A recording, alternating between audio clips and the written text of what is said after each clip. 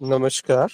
आप सभी का आज के सत्संग में स्वागत है। ये सत्संग एक अच्छा अवसर है हम सबको आपस में जुड़ने का और आध्यात्मिक विषयों पर यहाँ हम बात करते हैं। तो यदि किसी का कोई प्रश्न है तो वो पूछ सकते हैं या लिख करके संदेश भेज सकते हैं।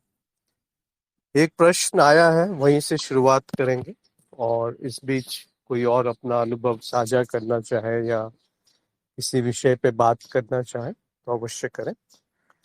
शैलेश का एक प्रश्न है कि जागृत और स्वप्न में कितना अंतर है। इसको दो तरह से देखिए कि दोनों में अंतर है भी या नहीं है, या दोनों एक ही है। तो पहले ये देखते हैं कि वो दोनों एक क्यों कहे गए हैं, फिर उसमें जो बारीक से छोटे मोटे अंतर हैं उस पर बात करेंगे। तो दोनों में परिवर्तन है। ऐसा नहीं देखा गया कि जागृत में कुछ भी है जो बदलता नहीं है, जिसमें परिवर्तन नहीं होता है। उसी तरह स्वप्न में भी ऐसा कुछ नहीं है जो परिवर्तन ना हो जिसमें, या जो बदलता ना हो। तो दोनों में परिवर्तन है और दोनों एक अनुभव मात्र है, और जो उसको अनुभव कर रहा है वो इनसे भिन्न है। तो ये ऐसे ही है कि एक बुलबुला छोटा है, एक बुलबुला बड़ा है। या एक अंतर की बात करें तो एक अंतर ये है कि स्वप्न जो है वो जल्दी जल्दी बदलता है और जागृत अवस्था थोड़ा अधिक स्थायी है। पर इसको और अगर आप गहरे गहरे में जाके देखेंगे तो पाएंगे कि जो समय है, जल्दी और देर, ये तो समय की गति है।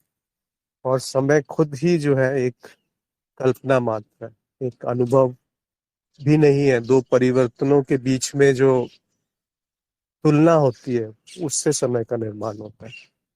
तो जब समय स्वयं ही एक कल्पना है, एक मिथ्या है, तो उसके आधार पे हम स्वप्न और जागृत को भेद करते हैं कि एक धीरे बदल रहा है, एक तेज बदल रहा है। तो वो भी एक तुलनात्मक ही चीज हो गई ना। इसी कारणवश कहा गया है कि स्वप्न और जागृत में कोई भेद नहीं। जो संत है, जो ज्ञानी है, जो जो गुरु की शरण में है, वो ये चीज देख सकता है। और वो देखने मात्र से ही एक एक असीम मुक्ति का अनुभव होता है। जैसे आप जागृत में ये देखते हैं कि स्वप्न अवस्था मिथ्या थी और वहां पर जो भी हुआ वो एक तरह से सत्य नहीं था। वैसे ही जब आप जागृत से जागते हैं, जब जागृत में साक्षी भाव आ जाता है, जब जागृत में होश प्रकट होता है, ऐसे नहीं जैसे बेहोशी की तरह काम करे जा रहे हैं, वैसे नहीं। जब होश प्रकट होता है जागृति में, तो जागृति भी एक मिथ्या की तरह प्रतीत होने लगती है। और उस कृपा से जागृत जो है स्वप्न जैसे लगने लगी, और स्वप्न जो है वो जागृत हो जाएंगे। तब जाकर के भी वो जो भेद प्रतीत हो रहा था वो मिटने लगेगा। तो एक स्तर पे, या जो इसका सही उत्तर है वो ये है कि दोनों में कोई भेद नहीं। पर ये बात जो है सब नहीं समझ सकते हैं, जिनकी बुद्धि परिपक्व नहीं हुई है। फिर वो क्या दलील देंगे या तर्क देंगे कि जागृत में आपको खाना खाना है और शरीर को बना के रखना है, और आपकी स्मृति वापस आ जाती है। जैसे रात को पहले आप सोए थे, सुबह उठे तो पुनः वो स्मृति वापस प्रकट हो गई जो सोने से पहले की थी। तो दोनों अलग अलग है, ठीक है, बात में कुछ तर्क है। पर जिस स्तर पे उनको समान कहा गया है वो एक अलग स्तर है, और जिस स्तर पे उनको अलग अलग कहा गया है वो विसत्य है, वो अर्ध सत्य है, वो विज्ञान का विषय है, वो माया का विषय है, वो सापेक्षिक है, वो तुलनात्मक है, वो समय और देश के से बंधा हुआ है। और समय और देश दोनों ही मिथ्या है। तो जब समय और देश ही मिथ्या है, मन के द्वारा निर्मित है। आप देखिए ना, अगर मन नहीं है तो समय का निर्माण हो सकता है, और अगर मन नहीं है तो देश का कोई कल्पना मात्र की जा सकती है। और देश जो है वो, देश यानी स्थान, स्पेस, वो कैसे स्वप्न में भिन्न रूप से प्रकट होता है अगर वो एक है तो। और वैसे ही अगर अनुभव स्थायी है जागृत के, तो स्वप्न में अनुभव कैसे प्रकट होते हैं? तब तो कोई, जो आपकी 5 इंद्रियां हैं, जिसको हम भौतिक इंद्रियां कहते हैं, जो शरीर में किसी उपकरण के माध्यम से अनुभव प्रकट कर रही है, तो वाकई में क्या ऐसा कुछ हो रहा है, या उसके पीछे जो अनुभव को जान रहा है, क्या ऐसा तो नहीं वो अनुभव को जानने वाला स्वयं अनुभव है? यानी कि उन दोनों में कोई भेद नहीं है। तो जो देख रहा है वही दिख रहा है, और जो दिख रहा है वही देख रहा है। इसको विश्वास करने की आवश्यकता नहीं, इस पे मनन करना चाहिए। इसका श्रवण होने के बाद इस पे मनन करना चाहिए, और मनन करते करते इसकी जो सत्यता है वो स्वयं प्रकट होगी। जैसे स्व प्रकाशित कहा गया ना, वैसे ही वो प्रकट होगी। वो ज्ञान जो है वो आपके अंदर से प्रकट होगी। और ये तभी हो सकता है जब किसी पे विश्वास है, किसी पे श्रद्धा है, कोई गुरु है जीवन में। वो जीवंत गुरु होना चाहिए। ऐसा नहीं कि शास्त्रों से पढ़ करके अगर ज्ञान होता, सारी लाइब्रेरी जो है वो ज्ञानमय हो जाती, सारी पुस्तकें जो है वो आनंद से भर जाती। ऐसा नहीं होता ना। तो जो जीवंत है, जो गुरु है, उनसे जब संबंध बनता है तो प्रज्ञा जो है वो रिदम्भरा प्रज्ञा में परिवर्तित हो जाती है। एक होती है प्रज्ञा की सही गलत की पहचान, विवेक का जागृत होना। और जब उसमें संयम जुड़ जाता है, जब उसमें कृपा जुड़ जाती है, जब उसमें प्रेम जुड़ जाता है, जब उसमें करुणा जुड़ जाती है, तो वो रिदम भरा प्रज्ञा हो जाती है। फिर आपको पता है सही, इस समय सही सत्य ये है, पर उस सत्य को देखते हुए भी आप स्वेच्छा से कुछ निर्णय ले सकते हैं। जैसे आप जान जाएंगे कि ये व्यक्ति मेरा नुकसान कर सकता है, या इसकी भावना उचित नहीं है, ये जानते हुए भी आप करुणावश कुछ और निर्णय ले सकते हैं। या आप उस स्थिति के वश में नहीं रहेंगे, और आप, वही स्वच्छंदता है, वही मुक्ति है, वही आनंद है कि वो एक लीला की तरह प्रकट होगा। फिर स्वप्न और जागृति दोनों एक हो जाएंगे, दोनों में कोई भेद नहीं रहेगा, कोई अंतर नहीं है। तो उस स्तर पे कोई अंतर नहीं है। और अंतर ढूंढने जाए तो अंतर ये है कि एक अधिक स्थायी है और एक अधिक बदलाव है। जो स्वप्न है वो जीव स्मृति से प्रकट है, और जो जागृति है वो विश्व विश्व स्मृति से प्रकट है। कहते हैं कि स्वप्न में बाकी की जो स्मृतियां हैं विश्व स्मृति की, वो भी आने लगती हैं, आ सकती हैं। तो इस हिसाब से स्वप्न अधिक विस्तारित है, अधिक विस्तार है उसमें, उसमें अनंत संभावनाएं हैं। और जैसा आपका विचार होगा वैसा वो प्रकट होने लगेगा। तो कहीं ऐसा तो नहीं जो जागृत है ये किसी अन्य का स्वप्न है, और हम उसमें स्वप्न चरित्र है, जिसको हम या मैं समझता हूँ वो एक चरित्र मात्र है। तो उस परिप्रेक्ष्य में ये सपने के अंदर सपना है। पर ये सब उलझाने से कुछ फायदा नहीं। आप अपने अनुभव से जांचिए कि क्या जागृत सत्य है, और सत्य क्या है उसकी परिभाषा फिर आप उसका मापदंड ढूंढिए। फिर उलझन नहीं होगी कि सत्य और असत्य किस मापदंड के आधार पर आपने परिभाषित किया है। तब ये उलझन पैदा नहीं होती कि स्वप्न और जागृत को एक क्यों कहा गया। या दोनों में अंतर है? आपने पूछा ये था कि में कितना अंतर है। तो वास्तविकता में कोई अंतर नहीं, क्योंकि एक स्वप्न है और एक स्वप्न दृष्टा है, और यही जागृत में भी है। जागृत में भी स्वप्न है और उसको देखने वाला एक है, तो दोनों में कोई भेद नहीं। तो इस तरह से इसको समझ सकते हैं। और कोई इस पे कुछ जोड़ना चाहते हैं, अपने विचार या अपने अनुभव, या कोई शंका हो किसी अन्य को, या अगर शैलेश जुड़े हैं, वो अभी सत्संग में नहीं है, तो किसी और को अगर इस पे कुछ कहना है या अपने विचार व्यक्त करने हैं, तो आपका स्वागत है। आप पूछ सकते हैं, या किसी अन्य विषय पर कोई कुछ कहना चाहता है, पूछना चाहता है।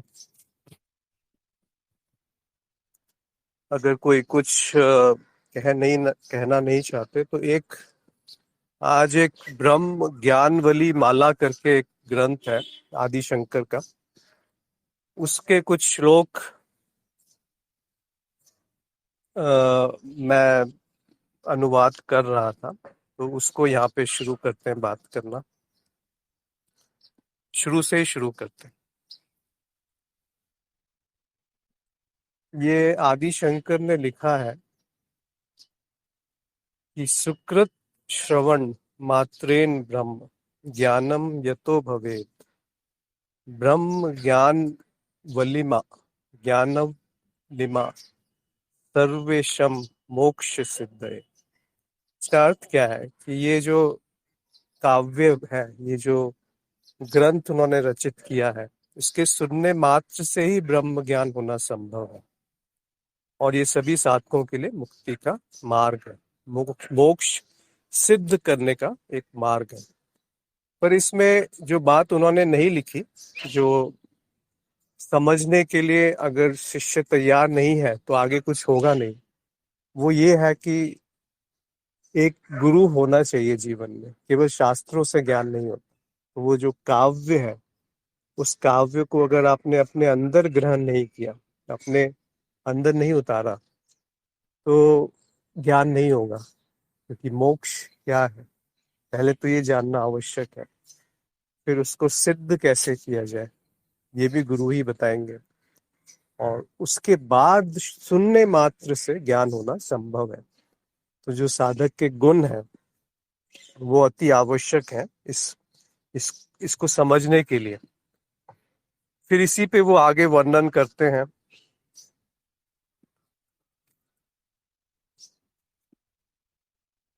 असंगोहम असंगोहम असंगोहम पुनः पुनः सच्चिदानंद रूपोहम अहम एव अहम अव्यय। देखिए कितने सुंदर रूप से वर्णन किया जा रहा है कि असंगोहम असंगोहम असंगोहम पुनः पुनः, बार बार और 3 बार एक ही शब्द को उन्होंने लिखा है। असंगोहम असंगोहम असंगोहम पुनः पुनः।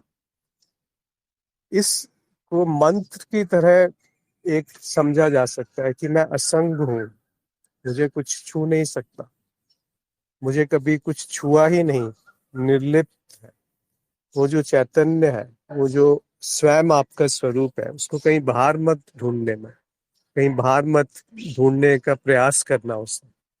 और वो जो है वो असंग है, वो सर्वदा असंग है। चाहे स्वप्न है या जागृत है या सुषुप्ति है, वो सर्वदा ही स्थित है। वो हमेशा जो है इन तीनों अवस्थाओं में, वो तुम हो। वो तुम हो मतलब वही मैं हूँ। क्योंकि आगे वो सच्चिदानंद रूपो हम अहम एव अहम अव्यय। सच्चिदानंद जो है, सत चिद और आनंद। सत का अर्थ है जो सत्ता, होना मात्र, और चिद का अर्थ है यहाँ पे चैतन्य, जो जानने की शक्ति है, जिसमें जो जान रहा है, जो स्वप्रकाशित है। और आनंद का अर्थ है आपका होना ही आनंद है। आनंद का अर्थ है कुछ चाहिए नहीं आनंद प्राप्त करने के लिए। जिससे आनंद उपजित निकल रहा है, जैसे सूर्य में प्रकाश है, वैसे ही आपके स्वरूप में आनंद है। तो सत चित आनंद स्वरूप है मेरा, अहम एव अहम अव्यय। और वो एक है। एव का अर्थ है कि उससे भिन्न कुछ नहीं है, उससे तुलना नहीं करी जा सकती किसी की। तो अहम एव अहम अव्यय। अव्यय का अर्थ है जिसको खर्च नहीं किया जा सकता, यानी कि जिसमें कोई बदलाव नहीं है, जिसमें कोई परिवर्तन संभव नहीं है, जो अनादि है, जो अनंत है और जो नित्य है, वो अव्यय है। तो वो एक ही है। अब जिसकी कोई तुलना नहीं तो उसको कैसे ढूंढेंगे, कहाँ से ढूंढेंगे? असंगोहम असंगोहम असंगोहम पुनः पुनः, ये बार बार इस पे मनन करें, श्रवण करें और इस पे निधि ध्यासन करें कि कैसे असंग हूं हम, मैं कैसे असंग हूँ, वो क्या है जो असंग है। और असंग है तो वो किसके साथ संग होने की संभावना है, किसके साथ वो एक होने की प्रतीति होती है, कैसे वो एक हो सकता है जो हमेशा असंग है। तो मेरा होना ही एक ऐसी ऐसी स्थिति प्रकट होती है जो असंग है। और ये पुनः पुनः बार बार ऐसा आप देख सकते हैं। आप मतलब कभी भी ये उपलब्ध है, जिस क्षण चेतना जागृत है, जिस क्षण साक्षी भाव है, उस क्षण ये प्रकट है कि मैं असंग हूँ। असंगो हम असंगो हम असंगो हम पुनः पुनः सच्चिदानंद रूपो हम अहम एव अहम अव्यय। ये कितने सरल शब्दों में वो बयान कर रहे हैं अपने ही स्वरूप को, और वो अपने स्वरूप को उनके स्वरूप से भिन्न नहीं समझना।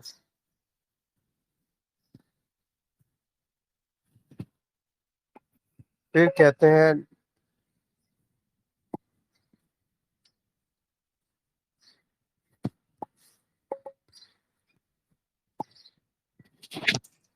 नित्य शुद्ध विमुक्तो हम निराकारो अहम अव्यय भूमानंद स्वरूपो हम अहम एव अहम अव्यय। फिर वही बात कही कि नित्य शुद्ध मतलब जो नित्य है। नित्य शब्द जो है बहुत सुंदर है, मतलब जिसमें कोई परिवर्तन नहीं है, जो अनित्य का विपरीत है। और अनित्य का अर्थ होता है जिसमें बदलाव है, जो कुछ और होने की संभावना है अभी या बाद में, पर वो बदल सकता है, वो अनित्य है। तो नित्य शुद्ध विमुक्त हो हम, मैं हमेशा ही मुक्त हूँ, हमेशा ही शुद्ध हूँ और हमेशा ही नित्य है। निराकारो हम अव्यय, कोई आकार नहीं है। और भूमानंद स्वरूपो हम, भूमानंद आप इसको समझ लीजिए, जो आनंद है उसमें जो स्थिर है वो भूमानंद रूप से कहा गया कि उसमें स्थिति है आनंद में। ऐसा नहीं है कि कभी आनंद है कभी नहीं है, वो एक स्वरूप है, आनंद स्वरूप हो हम अहम एव अहम अव्यय।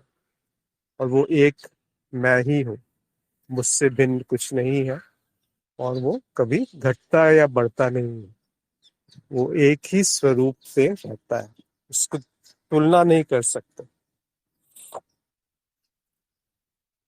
तो ये तीन आज श्लोकों पे बात करी कि जो कविता उन्होंने गाई है उसको सुनने मात्र से अंदर कुछ जागृत होने लगता है। वो जो जागृत होता है वो आप नहीं हो, उस जागृति को जो जान रहा है वो आपका स्वरूप। फिर कहा कि असंगो हम असंगो हम असंगो हम पुनः पुनः, मैं हमेशा ही असंग हूँ, कुछ छू नहीं सकता मुझे, कभी कभी छुआ ही नहीं, और ऐसी कोई संभावना ही नहीं है कि वो छू पाए। सच्चिदानंद रूपो अहम एव अहम अव्यय नित्य शुद्ध विमुक्तो हम निराकारो अहम अव्यय भूमानंद स्वरूपो हम अहम एव अहम अव्यय। इस तरह से वो आगे भी चलते रहते हैं। एक और आज ले लेते हैं।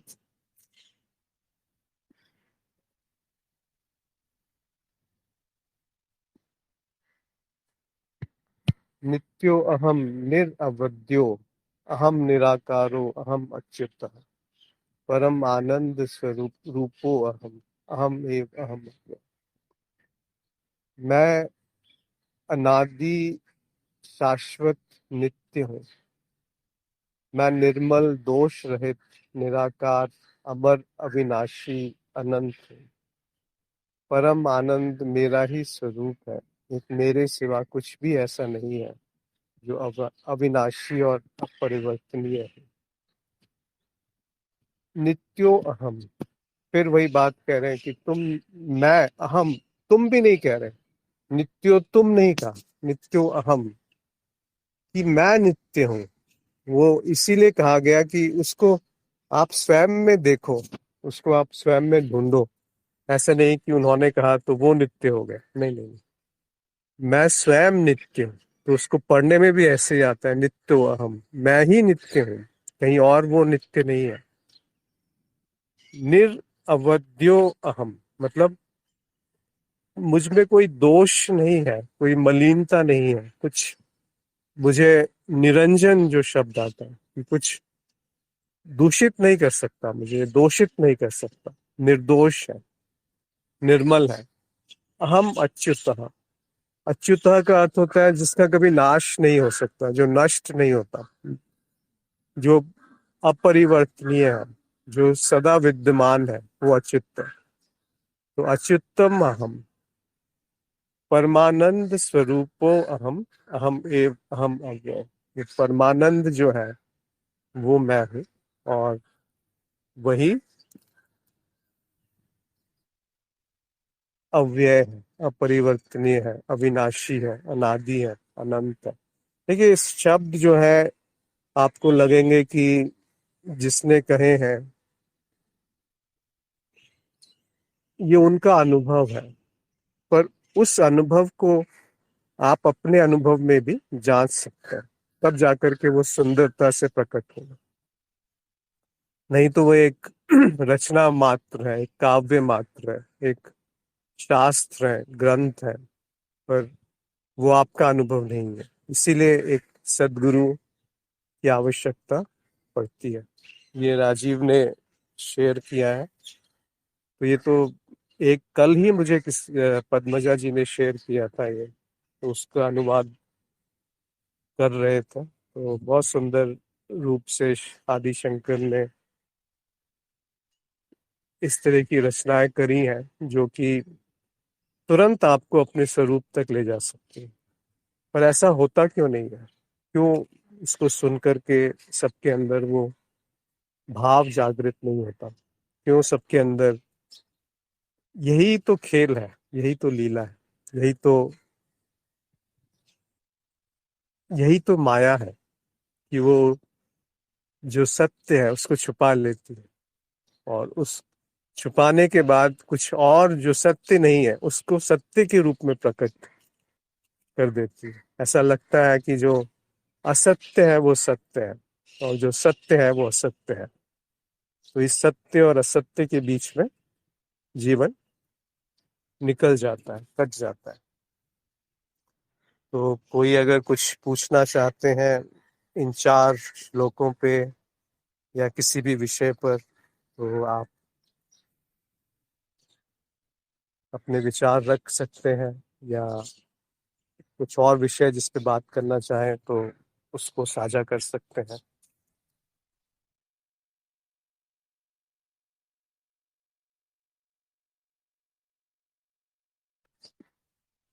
राजीव ने एक संदेश भेजा है,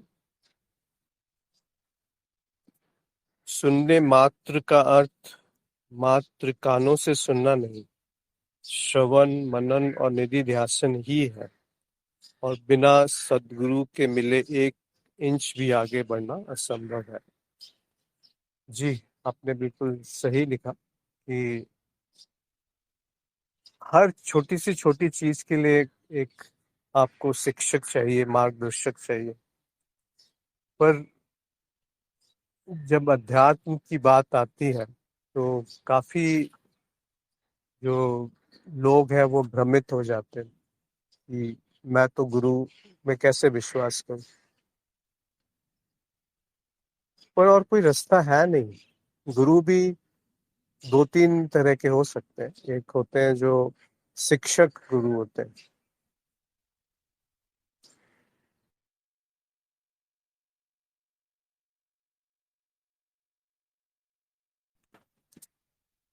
एक शिक्षक गुरु होते हैं जो आपको विज्ञान में, विसत्य में, माया में जो नियम है, जो जीवन यापन है, उसमें उसके बारे में आपको शिक्षा प्रदान करेंगे। फिर दूसरे गुरु वो होते हैं जो आपको सुनी हुई बात बता सकते हैं, जो उन्होंने कहीं से पढ़ी है वो बात बता सकते हैं, या जो आपको प्रभावित कर सकते हैं, आप उनसे प्रभावित हो सकते हैं। एक तरह से एक प्रपंच भी रहता है। तो कई बार हम इनको गुरु समझ लेते हैं, पर जो वाकई गुरु है वो है सदगुरु। सदगुरु का अर्थ होता है वो जो आपको अपने स्वरूप से मिला दे। ऐसे नहीं कि आप अभी अलग हैं और वो उन्होंने मिला दिया, इस तरह से कि वो आपको अपने स्वरूप के अवगत करा देते हैं और वो अनुभव से अपने बताते हैं, और आपके अनुभव से उस आप उसको जोड़ सकते हैं। तो वो कुछ थोपते नहीं है आप पर, वो कुछ ऐसा नहीं है जो आपको वहां पर विश्वास की आवश्यकता है। वो स्वयं आपके अनुभव से आपको दिखाते हैं कि देखो, मेरा ये अनुभव है, तुम्हारा कैसा है, तुम उसे देखो, जांचो। फिर वो एक संबंध जो जुड़ता है, वो जो प्रेम का संबंध होता है, उसमें ज्ञान उपजता है, उसमें प्रज्ञा जो है वो प्रकट होती है। उसको रिदम्बरा प्रज्ञा कहते हैं। तो उन गुरु की बात हो रही है कि सदगुरु जो है, उनके बिना जीवन में आत्मबोध असंभव, आत्मज्ञान असंभव है। ब्रह्म ज्ञान तो और आगे की बात है, क्योंकि वो आत्मज्ञान के बाद वो हाथ पकड़ करके ब्रह्म ज्ञान में ले जाते हैं। पर एक होता है कि केवल जान लेना उसको, वहां पर भी सदगुरु नहीं रोकते। वो आपको प्रभावित करने का प्रयास नहीं करेंगे, वो आपको दुखों से दूर करने का प्रयास नहीं करेंगे। वो दुखों को मिटाने का काम करते हैं कि दुख का जो कारण है, मूल कारण, वही नष्ट हो जाए। तो वो हाथ पकड़ करके, योग्य जो शिष्य होते हैं उनको हाथ पकड़ करके उस पार ले जाते हैं। उस पार यानी आप अभी भी पार ही हो, पर ये जान नहीं पा रहे हो कि आप पार हो। तो वो जो छोटा सा भेद है वो प्रकट हो जाता है। तो उस ज्ञान के साथ साथ जीवन में संयम आता है, एक एक रूपांतरण होता है, एक अतिक्रमण होता है, यानी कि ट्रांसेंडेंस कह सकते हो, ट्रांसफॉर्मेशन कह सकते हैं। रूपांतरण और अतिक्रमण मतलब पूर्णतः जीवन जो है वो आंतरिक आंतरिक रूप से बदलने लगेगा। वो प्रभाव जो है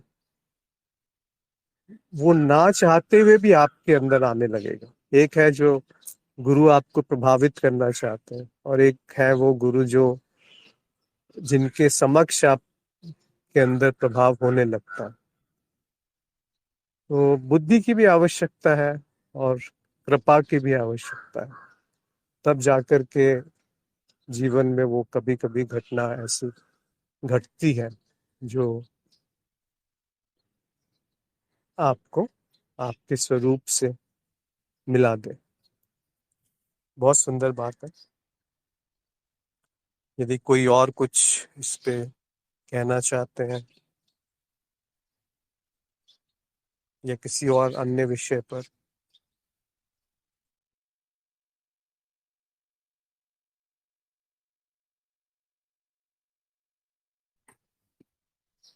लक्ष्मी ने लिखा है कि ज्ञान स्मृति में है और स्मृति मिथ्या है। तो ज्ञान क्या ज्ञान भी मिथ्या है? ये कोई जो सत्संग में जुड़े हैं, अगर वो इसमें कुछ अपने विचार व्यक्त करना चाहते हैं तो अवश्य करें। उसके बाद मैं भी अपने विचार इस पे रखूंगा। लक्ष्मी जी पूछ रही हैं कि ज्ञान स्मृति में है और स्मृति खुद एक मिथ्या है, तो इसका अर्थ तो ये हुआ कि जो मिथ्या पे आधारित है वो भी मिथ्या ही हो गया, तो ज्ञान भी मिथ्या ही है। क्या ये बात सही है? क्या ये निष्कर्ष निकालना ठीक है? तो आप जो सत्संग में जुड़े हैं, कोई अपने विचार इस पे रखना चाहते हैं कि इसमें कहीं पे क्या बात है जिससे ये कहा जाए कि ये सही है या गलत है? क्योंकि इनकी बात प्रश्न में बिल्कुल सही है, तर्क युक्त युक्त प्रश्न है। ज्ञान भी मिथ्या ही होना चाहिए क्योंकि उसका आधार ही अनुभव है या स्मृति है, और वो स्वयं मिथ्या है। क्या ही है, बस ज्ञान का उपयोग है। तो उत्तर मिल गया होगा लक्ष्मी जी आपको, कमल ने सही लिखा है कि ज्ञान भी मिथ्या ही है। जैसे एक कांटा होता है, वो दूसरे कांटे को निकालने के लिए उपयोग किया जाता है, पर ये नहीं कह सकते कि वो जो कांटा है उसका कोई उपयोग नहीं है। तो जो कांटा लगा था, जो चुभ रहा था, वो कांटे को निकालने के लिए कांटे का ही उपयोग किया गया। वैसे ही ज्ञान का उपयोग उतना ही है कि वो अज्ञान का नाश कर देता है। फिर अगर आपको लगने लगे कि ज्ञान कुछ है, तो फिर वो एक बोझ बन जाएगा, एक मिथ्या है वो। देखिए, आपकी बात बिल्कुल सही है कि ज्ञान जो है वो स्मृति से ही उत्पन्न है, या अनुभव के बिना ज्ञान नहीं हो सकता। इसलिए अनुभवों का जो एक व्यवस्थीकरण है, संग्रह संग्रह आपस में संबंध जोड़ना आपस में दो अनुभवों को, उसको ज्ञान कहा गया है। तो उस परिभाषा के आधार पर भी ज्ञान मिथ्या है, पर उसका उपयोग है और बहुत उपयोग है। सबसे बड़ा उपयोग यही है कि वो प्रकाशित करता है कि अज्ञान क्या है। फिर वो प्रकाशित करते करते इतना सूक्ष्म हो जाता है कि स्वयं स्वयं वो गायब होने लगता है, क्योंकि सब कुछ उसको दिखेगा कि ये भी अज्ञान है, ये भी अज्ञान है, ये भी अज्ञान है। लेकिन इस अज्ञान को प्रकाशित करने वाला कौन है? जब उस तरफ दृष्टि जाती है तो वो ज्ञान की बात हो रही है, अध्यात्म वाले ज्ञान की। ये विज्ञान की बात नहीं कर रहे। जो आपका प्रश्न भी है वो आध्यात्मिक ज्ञान की बात है, और आध्यात्मिक ज्ञान में केवल एक ही ज्ञान महत्वपूर्ण है, वो है आत्मज्ञान या आत्मबोध। तो उस तरफ जब दृष्टि मुड़ती है कि इस अज्ञान को अज्ञान जानने वाला कौन है, इस ज्ञान को ज्ञान की तरह देखने वाला कौन है, तब आप पाएंगे कि वहां पर बुद्धि निरुत्तर हो जाती है। वो प्रश्न समूल रूप से विनाश होने लगता है, क्योंकि वहां पर कुछ मिलेगा नहीं, तत्व नहीं मिलेगा, वहां पर कुछ वस्तु नहीं मिलेगी, वहां पर कोई देखने वाला नहीं मिलेगा, वहां पर जो देख रहा है उसमें कुछ नहीं मिलेगा। तब जाकर के वो ज्ञान भी विलय हो जाता है। इसीलिए ज्ञान भी एक बोझ है, इसीलिए ज्ञान भी एक बोझ तब तक है जब तक उसके साथ प्रेम नहीं मिला, जब तक उसके साथ संयम नहीं मिला, जब तक उसके साथ गुरु की कृपा नहीं मिली, तब तक वो ज्ञान जो है शाब्दिक या बौद्धिक रूप से ज्ञान रहेगा। कभी कभी ऐसा लगता है कि केवल सुन करके ही सब कुछ हो गया। सुनने से बाद का जो स्थिति है वो है मनन की, और उसके बाद निधि ध्यासन की। तो निधि ध्यासन का अर्थ है उसमें स्थिति, और उसमें स्थिति तभी होगी जब संयम होगा, और संयम का अर्थ होता है धारणा, ध्यान, समाधि, यानी कि एकाग्रता और उस एकाग्रता में बने रहना, और उस बने रहने में इतना इतना उसमें एकता हो जाती है कि वो बुद्धि जो है वो सम हो जाती है, समाधि। यानी बुद्धि की कोई आवश्यकता नहीं रहती उस समय। तो कैसे विरोधात्मक है कि जो बुद्धि से ज्ञान होता है वो बुद्धि ही निरर्थक हो जाती है, उसका कोई उपयोग नहीं रहेगा कुछ समय बाद। क्योंकि कितना जानेंगे कि मेरा स्वरूप क्या है। आज जैसे हमने पढ़ा, कितनी बार इसको देखेंगे कि असंगो हम असंगो हम असंगो हम, पुनः पुनः सच्चिदानंद रूपो अहम एव अहम अव्यय, नित्य शुद्ध विमुक्तो अहम निराकारो अहम अव्यय, भूमानंद स्वरूपो अहम एव अहम अव्यय, नित्य अहम निरावद्यो अहम निराकार अहम अच्युत्य, परा परमानंद अहम अहम एव अहम अव्यय। एक ही बात को तो बार बार कहा गया कि तुम अव्यय हो, तुम असंग हो, तुम निराकार हो। पर ये बात तो 5 मिनट में जानी जा सकती है ना, कि जो देख रहा है उसमें कोई बदलाव संभव नहीं है, उसमें कोई परिवर्तन संभव नहीं है। बस ज्ञान समाप्त हो गया, अब इसके बाद और क्या ज्ञान चाहिए। पर बात यहाँ समाप्त नहीं होती, क्योंकि ये सुन लिया, समझ लिया, फिर विज्ञान में, माया में उलझ गए, फिर उस तरफ एक खिंचाव पैदा हो गया जो असत्य था। फिर जो असत्य है उसी को सत्य मान लिया और उसमें डूब गए।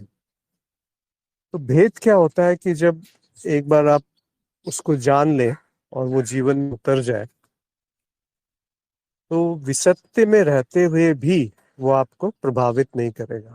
तब भी जो प्रज्ञा है, या जो रिदम भरा प्रज्ञा है, वो प्रकट रहेगी। और रिदम भरा प्रज्ञा तभी प्रकट होती है जब संयम होता है। इसीलिए केवल सुनने मात्र से कुछ नहीं होगा, निधि ध्यासन भी बहुत महत्वपूर्ण है। निधि ध्यासन का अर्थ क्या है? नित्य, धी का अर्थ है बुद्धि या प्रज्ञा, या जो धृति है, जो जाना जा रहा है, जिससे वो जो प्रकाश में है। और आसन का अर्थ है उसमें बैठ जाना, उसमें स्थित हो जाना। तो निधि ध्यासन के बिना श्रवण से और मनन से पूर्ण स्थिति नहीं आती। वो जो निष्ठा है, वो जो निश्चलता है, वो जो निर्मलता है, जिसकी बात कही है कि मैं निर्मल हूँ, मैं शाश्वत हूँ, मैं नित्य हूँ, मैं दोष रहित हूँ, मैं निराकार हूँ, अविनाशी और अनंत हूँ। ये सब शब्द रह जाएंगे जब तक कि एक गुरु की बात को पकड़ा नहीं, उनको जाना नहीं, उनका जीवन में आपने निमंत्रण नहीं दिया, तब तक वो सुनी सुनाई बात होगी। तब तक वो किसी और का अनुभव होगा। उस किसी और के अनुभव को अपने अनुभव से जांचना है, अपने अनुभव से परखना है। पर एक समय के बाद फिर वो बुद्धि जो है,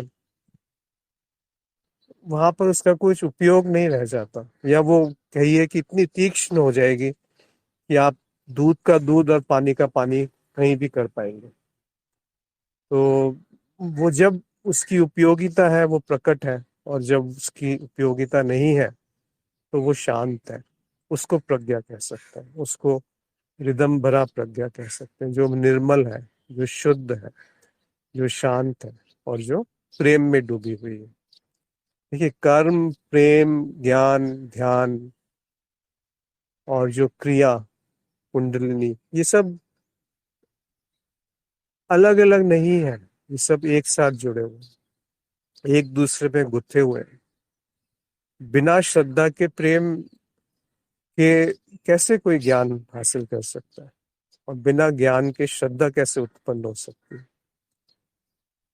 और बिना संयम के ज्ञान में स्थिति कैसे होगी, और बिना ज्ञान के संयम कैसे हासिल होगा।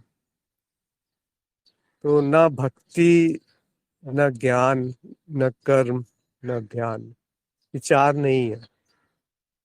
अगर चार होते तो एक साथ कैसे कृष्ण इसको गीता में कह देते। अंत में तो ये चारों एक दूसरे के पूरक है।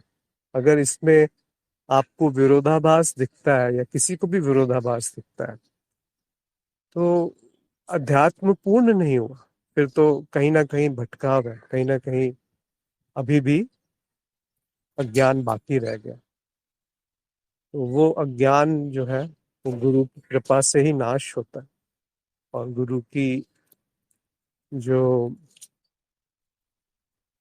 प्रेम है, गुरु के जो प्रति प्रेम है, उससे वो स्वाहा हो जाता है, उस अग्नि में वो जल जाता है।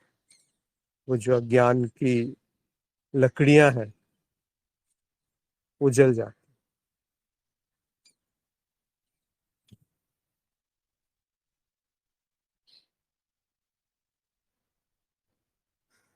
और किसी को कुछ बात करनी है, पूछना है, या किसी और विषय पर, या इसी विषय पर जो आज हमने चर्चा करी।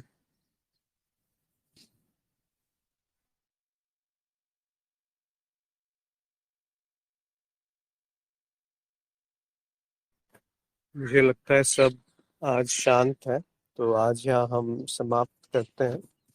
आप सभी का आज के सत्संग में जुड़ने के लिए बहुत बहुत आभार। और इस इस संदेश को कि केवल सुनना मात्र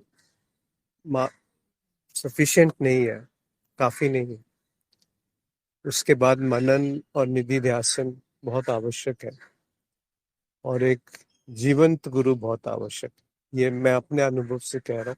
हो सकता है कुछ और अन्य व्यक्तियों का या साधकों का अनुभव इससे मेल नहीं खाए, तो कोई बात नहीं है। वो अपने रास्ते जैसा उन्हें उचित लगे चल सकते हैं। पर जो भटकाव मेरा जीवन में रहा है, अध्यात्म के नाम पर जो समय बर्बाद हुआ है, तो बर्बादी भी नहीं कहना चाहिए, क्योंकि वो एक तैयारी है उस उस तक पहुंचने की, कि जब आप पहचान पाए कि सदगुरु कौन है। तो हर कदम एक उपयोगी है आपको अपनी मंजिल तक ले जाने के लिए। पर जब आप मंजिल में पहुंच गए, तब फिर इधर उधर भागने की, झांकने की आवश्यकता नहीं है। फिर एक आराम की आवश्यकता है, एक निश्चय की आवश्यकता है, एक एक तरह से वहीं पे स्थिर होने की आवश्यकता है।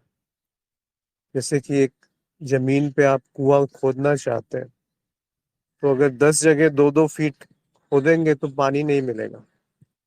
एक ही जगह 20 फीट, 40 फीट, 100 फीट खोदिए तो पानी अवश्य मिलेगा, क्योंकि पानी तो सब जगह है। पृथ्वी के हर कोने कोने में गहराई में आप उतरेंगे तो पानी मिल ही जाएगा। ऐसा नहीं है कि पानी नहीं मिलेगा, बस गहराई में भेद है। तो वो गहराई आप किसी के पास भी जाए और उसको अपने अनुभव से आके, अपने अनुभव से तोलें, और बाद में वो जो तोलना है वो बंद कर दें कुछ समय बाद, क्योंकि फिर वो तोलते ही रह जाएंगे नहीं तो। और अगर वो आपके अनुभव और तर्क से मेल खाता है तो उसे अपना लें, उनसे उनसे मार्गदर्शन लें। तब जाकर के वो जो सूचनात्मक ज्ञान है वो आत्मज्ञान, या कहें कि प्रज्ञा में परिवर्तित होगा। और वही समाधि है, वही आपको ये ज्ञात करा देगा कि आपकी समाधि का कभी अंत नहीं हुआ। आपकी बुद्धि जो है वो सम होने लगेगी। तो आप सबका बहुत बहुत आभार आज के सत्संग में जुड़ने के लिए। नमस्कार।